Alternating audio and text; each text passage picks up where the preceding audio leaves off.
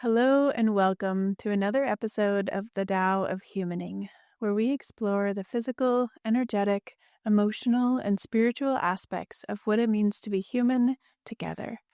I'm your host, Dr. Christine, and I'm so thrilled that you decided to join me for today's conversation. In today's episode, I want to talk about overwhelm, this very human experience that all of us have had at one point or another of feeling like there's just more than we can handle going on in our lives. And I want to talk about three key pieces that I think are so important to being able to shift away from overwhelm and towards having more ease and grace and peace in our lives. And so this conversation came about because I was talking to several people recently about, their feelings of overwhelm. And a lot of times what we noticed is that there wasn't necessarily a, life thing that was associated with the overwhelm. So they were having the physiological sensations of overwhelm, and, that could piggyback on stress or anxiety sensations. But the part that was really standing out was this aspect of more of a generalized overwhelm sensation at, like, quote unquote all the things, right? But in their actual real life, they had the resources and the skills, and there weren't any major life changes going on. Sometimes our lives are overwhelming, right? And that's not necessarily something that needs to be done. There's nothing necessarily that needs to shift with that. It just is. And the sensations that we experience during that are something that we can shift. And I say this a lot with stress too. It's like stress on its own isn't necessarily bad. We're actually going to do an episode about that the next episode. So stay tuned. Subscribe. Follow along and you'll get notified when that one drops. But this week, I want to keep it focused on this idea of overwhelm. And what are these three pieces that I feel like can really be impactful if all of us start to practice more of? Okay. So, one of the things, I think the first piece that I want to impart is that if you are feeling overwhelmed at all the things and there isn't necessarily a storyline to it, you're not alone. And I think a lot of people are feeling that right now. And there are things that you can do in your day-to-day life, small things that don't feel overwhelming, because that's not helpful. Small things that could even be fun, that can really make a significant difference in how you experience this overwhelm and making it less. Okay? Sound good? I think so.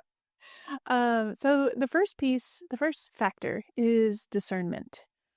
And I think this is something that isn't talked about enough, is developing this ability to be able to see, okay, what is in front of me and what is going to be valuable in my life and what is not going to be valuable in my life. And it sounds so simple when I say it like that, but the reality for most of us nowadays is that there's so many inputs and so much information available to us, right? Like we all have these little magical devices that I can contact anyone. I can look up anything. I can, explore the entire world and know what's going on. And like, it's an incredible resource. And it's something that physiologically our systems haven't taken in this much information ever before in history. So if we think about our grandparents at our age,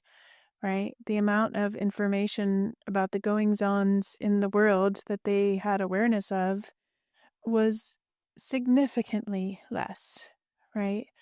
And in Chinese medicine, we look at the small intestine as the organ of kind of discernment in that the small intestine is what we call it separating the clear from the turbid. So it is, physically in our body helping us to take in, helping us to look at what we're taking in for nourishment and being able to say, okay, what's going to be nourishing to my cells and what do I need to pass along to the large intestine to be excreted, to let go, right? This is a key function in the body. And in Chinese medicine, we see that small intestine function on a physical level. We also see that on an emotional level and on a spiritual level.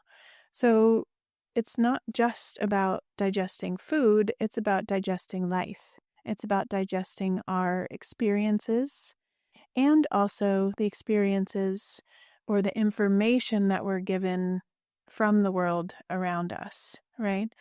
So we look at what needs to be digested as anything that comes in through the mouth, obvious. And then also everything that's coming in through the eyes and everything that's coming in through the ears.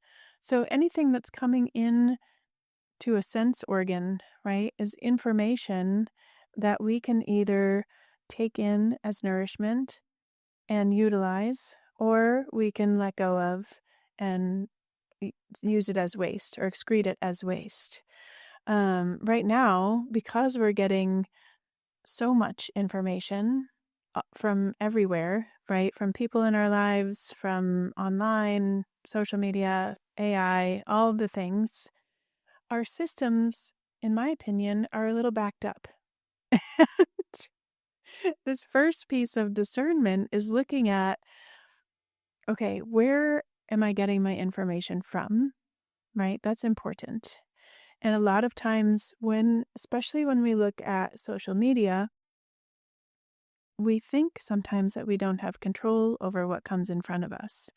Or we think, we tend to pull to extremes, like social media is bad, or social media, people are on there all the time and not thinking about it, but they're literally taking in information all of the time.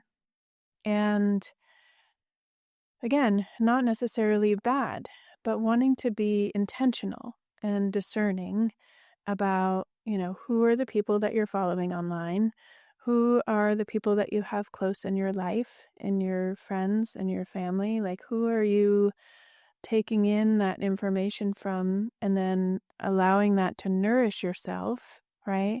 Like I love one of my teachers would talk about actually all of my teachers talked about the definition of a friend, right?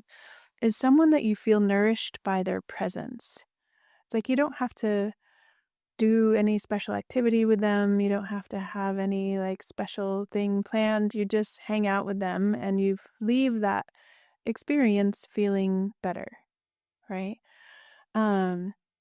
Anyway, I digress a little bit, but the idea of discernment is something that I think we lose sight of. And I talk about this a lot, especially with my patients that are going through fertility journeys, and really encouraging them to develop or explore what's going to be supportive for them, because it is individualized, right? Like what's supportive for me today, it might be different than what's supportive to me even 2 months from now, and definitely could be different than what's supportive to you, right?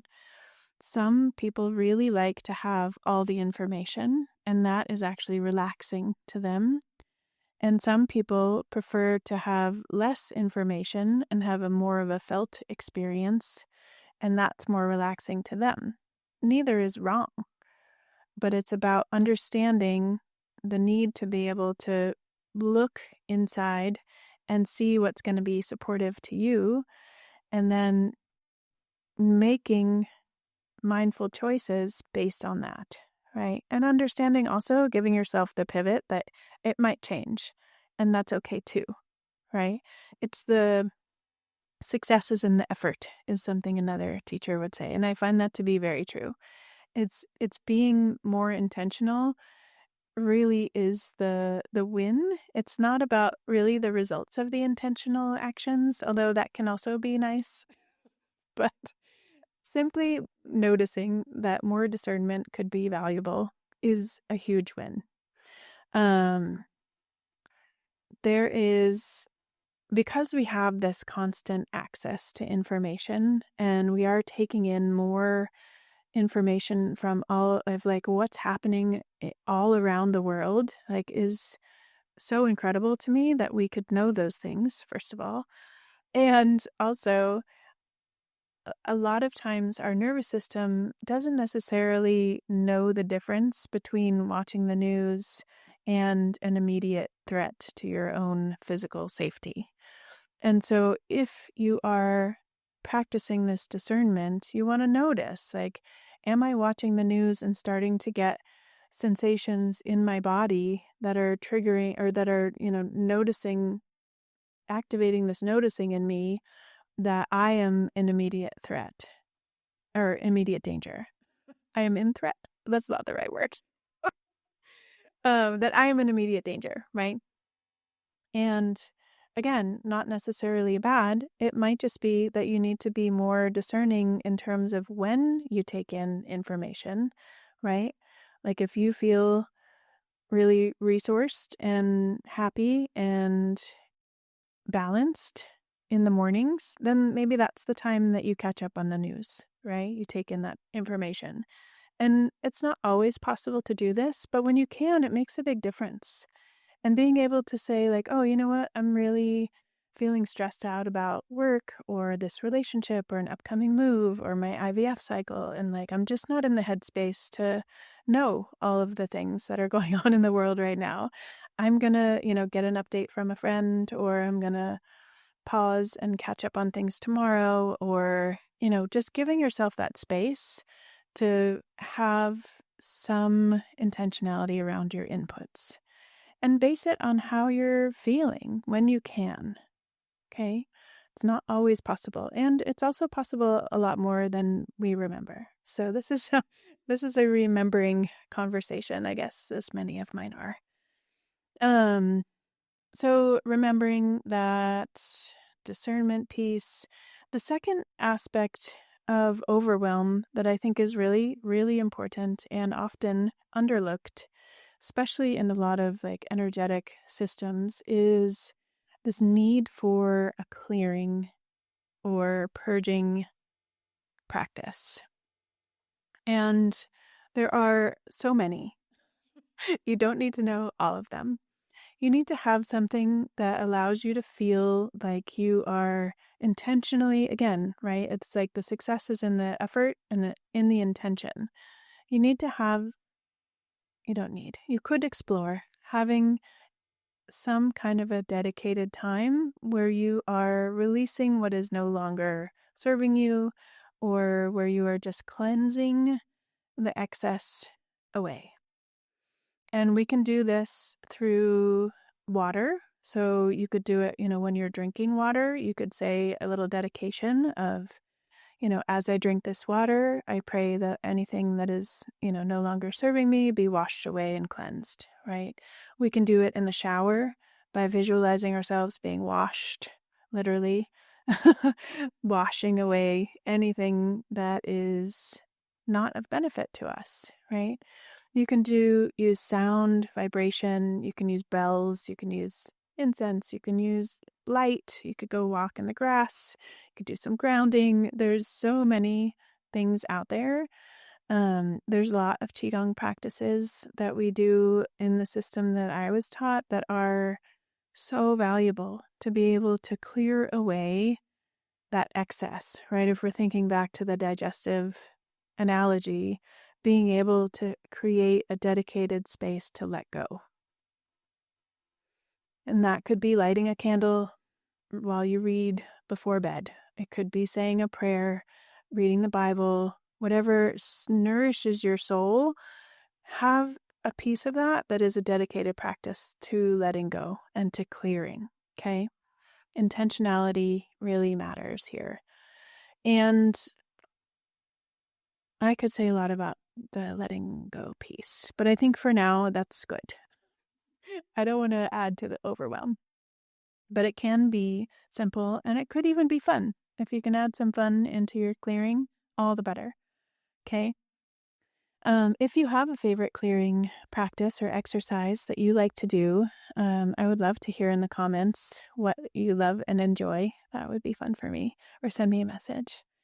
The third piece that I was thinking of to share today that I see could bring us more towards ease and grace and peace is allowing time for integration. And integration is often, I don't know, it's kind of an overused word, but giving yourself time to digest.